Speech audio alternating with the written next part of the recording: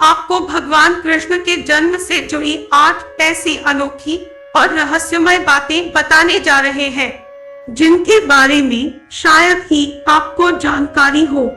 आइए जानते हैं भगवान कृष्ण से जुड़े 8 रहस्य। जब भगवान श्री कृष्ण ने अवतार लिया था, उससे पहले ही उन्होंने चमत्कार दिखाया था।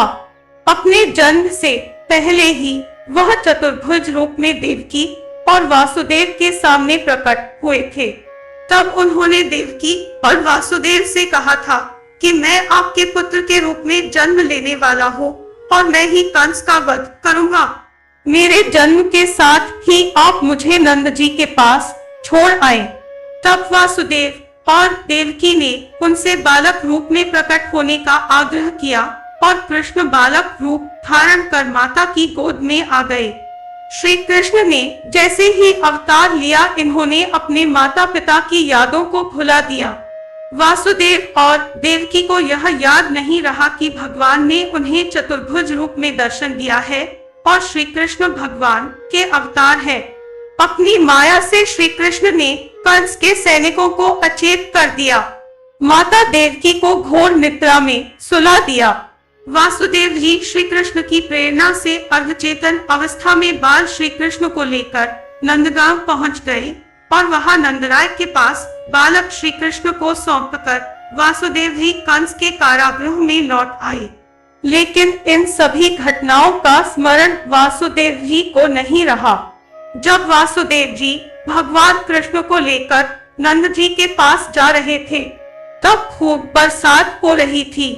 इस दौरान उन्होंने यमुना नदी पार की। यमुना का पानी लगातार बढ़ता ही जा रहा था।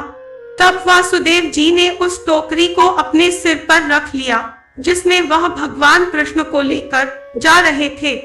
यमुना को भगवान के अवतार के विषय में जानकारी थी और वह श्री कृष्ण के चरणों का स्पर्श करना चाहती थी। इसलिए यमुना का पानी लगातार ऊपर बढ़ रहा था। जैसे ही यमुना ने श्री कृष्ण के पैरों का स्पर्श किया, वैसे ही पानी कम होने लगा। इस तरह यमुना जी ने सबसे पहले कृष्ण जी के पैरों को छुआ था। पूर्व जन्म में भी माता देवकी भगवान कृष्ण की मैया थी। ऐसी मान्यता है कि पूर्व जन्म में देवकी कौशल्या और भगवान कृष्ण राम थे। वही द्वापर युग में माता कैकेयी मैया यशोदा थी। दरअसल माता कैकेयी ने भगवान राम को वनवास तो भेज दिया, लेकिन बाद में उन्हें इसका बहुत अफसोस हुआ और जब भगवान राम अयोध्या लौटकर आए तो माता कैकेयी ने भगवान राम से कहा कि अगले जन्म में तुम्हारी माता बनूं और मुझे तुम्हारे मातृत्व का सुख मिले। इसीलिए भगवान कृष्ण का जन्म तो देवकी से हुआ, लेकिन लालन पालन माता यशोदा ने किया और संसार में श्री कृष्ण की मैया के रूप में इन्हें ही लोग जानते हैं। भगवान कृष्ण के जन्म के रहस्य के बारे में कोई नहीं जानता था। सिर्फ नंद बाबा ही उनके जन्म के रहस्य के बारे में जानते थे, क्योंकि नंद बाबा के घर भी योगमाया ने उसी समय जन्म लिया था जिस समय श्री कृष्ण का अवतार हुआ था। योगमाया ने नंद बाबा को श्री कृष्ण के आगमन की सूचना नंद बाबा को दे दी थी और कहा था कि वासुदेव जी के पुत्र को लेकर तुम मुझे वासुदेव जी को सौंप देना।